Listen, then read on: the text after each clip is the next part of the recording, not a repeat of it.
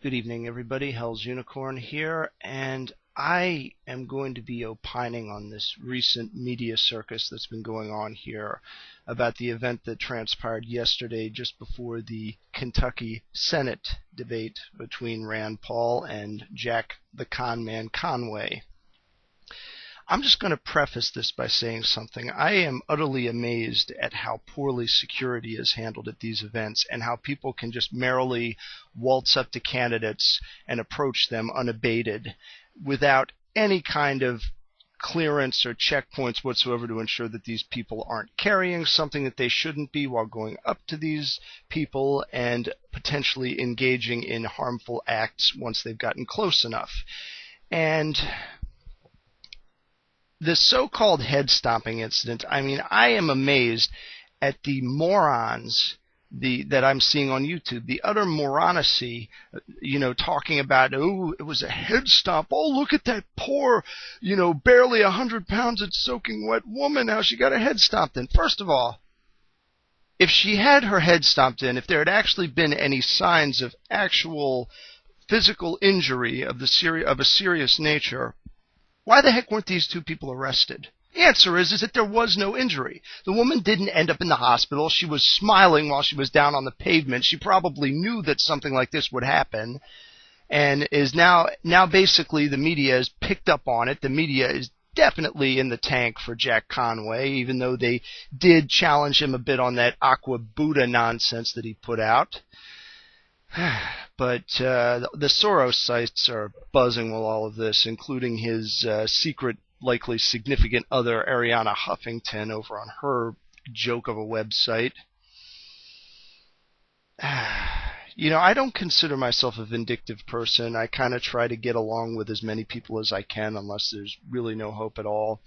And I listen to talk radio people who are vindictive, people like Bill O'Reilly and Mike Malloy, primarily to laugh at them because I think they're utterly hilarious. I'm the kind of person that occasionally gets chief laughs while listening to crazy people. I know it's shameless, but it's something that I occasionally do, mostly so I can. It's one of those things where if you listen to that rubbish, you actually can turn your brain off and give your brain a rest and just basically let the laughs flow. And honestly, I try not to be like those guys all the time, but this time I can't hold back on this. This is just so ridiculous. This so-called woman, if you look at pictures of her, it's kind of difficult to tell, essentially puts on a goofy wig, has this really idiotic sign. She probably has no idea who Rand Paul is and what his actual positions are, and just starts running up to the guy. All right?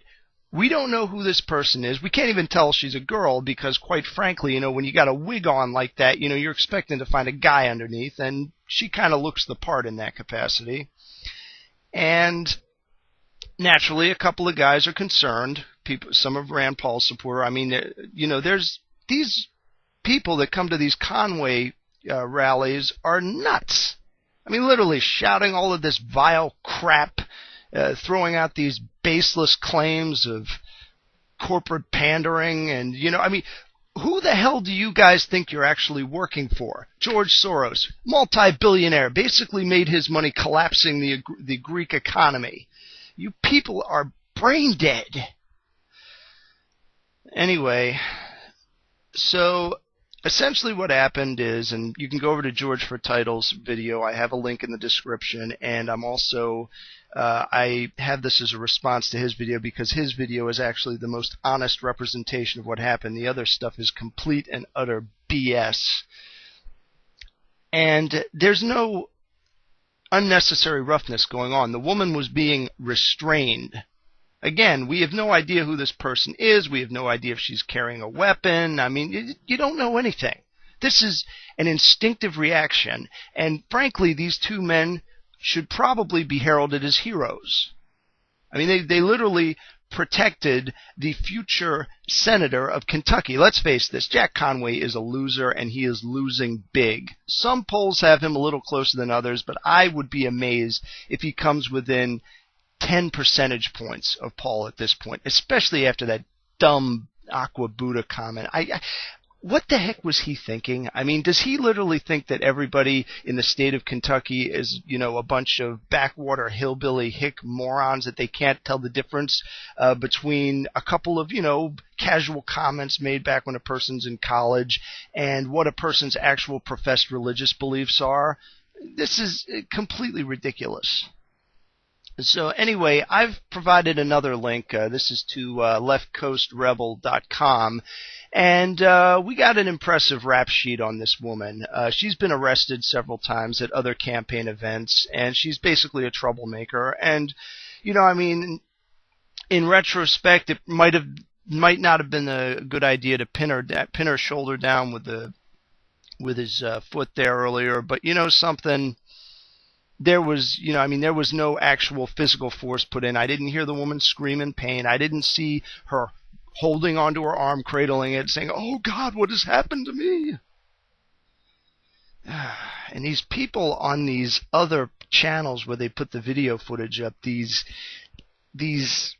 Soros-filleting idiots are acting like a bunch of stuck pigs just squealing, "Oh,